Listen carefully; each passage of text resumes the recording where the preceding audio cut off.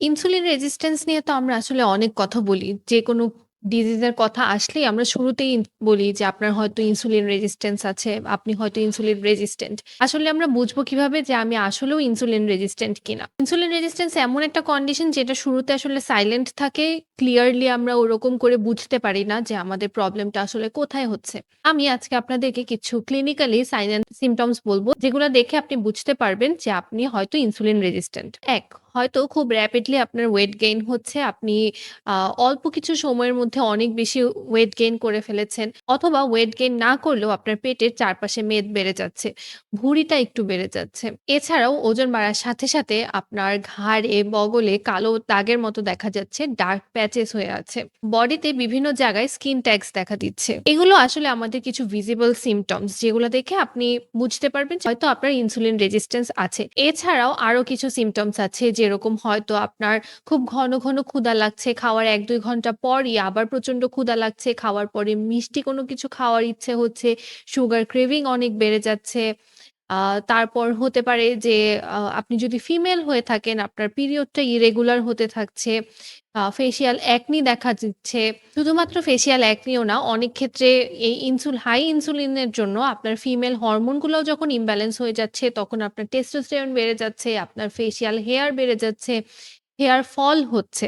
পাশাপাশি খাবার খাওয়ার পরে হয়তো আপনার ঘুম, ঘুম ভাব লাগছে, অনেক বেশি ক্লান্ত লাগছে। হয়তো সারাদিন আপনি কোনো কিছুই করেননি, কিন্তু তারপরও আপনার খুব ঘুম, ঘুম ভাব লাগছে।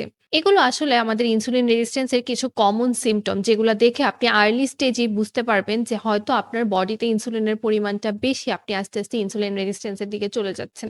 এখন যদি আপনি ইনসুলিন রেজিস্ট্যান্ট হয়ে থাকেন বা আপনার যদি এই ধরনের সাইন সিম্পটমস গুলো থেকে থাকে, তাহলে আপনার করণীয় কি? শুরুতেই আপনার ডায়েট এবং লাইফস্টাইলটা চেঞ্জ করতে হবে। আপনি কি ধরনের খাবার খাচ্ছেন, এটা মোস্ট ইম্পোর্টেন্ট। আমাদের রেগুলার যে খাবারগুলো আছে, এই খাবারগুলা থেকে আপনার যে রিফাইন কার্ব আছে, এই কার্বগুলাকে আস্তে, আস্তে এলিমিনেট করতে হবে। কন্ট্রোলড কার্বোহাইড্রেট নিতে হবে, যেখানে আপনি আ সিম্পল বা রিফাইন কার্বের পরিবর্তে কমপ্লেক্স কার্বোহাইড্রেট নিতে পারেন। এখন কমপ্লেক্স কার্বোহাইড্রেট গুলো কি, কি?